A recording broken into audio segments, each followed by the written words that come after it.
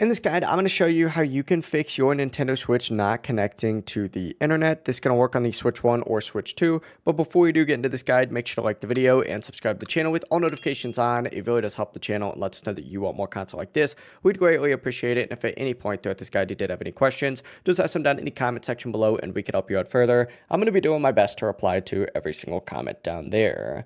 Start off by going to system settings on the home menu. You can do this by scrolling down and hitting this little settings gear right here.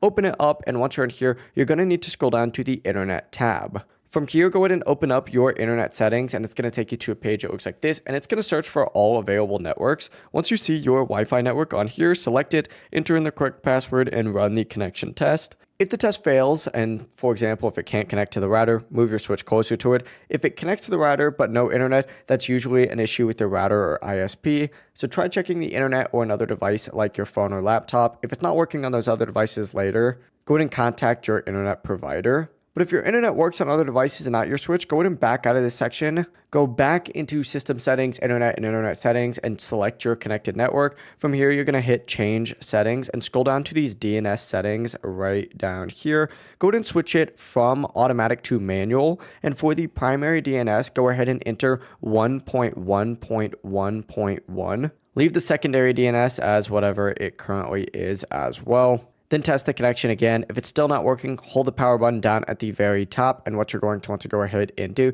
is select power options, choose restart, and try connecting again. If this guide did help you out, make sure to like the video and subscribe to the channel with all notifications on. It really does help the channel. It lets us know that you want more content like this. We'd greatly appreciate it. And if at any point throughout this guide you did have any questions, just ask them down in the comment section below and we could help you out further. Have a great rest of your day though. Peace.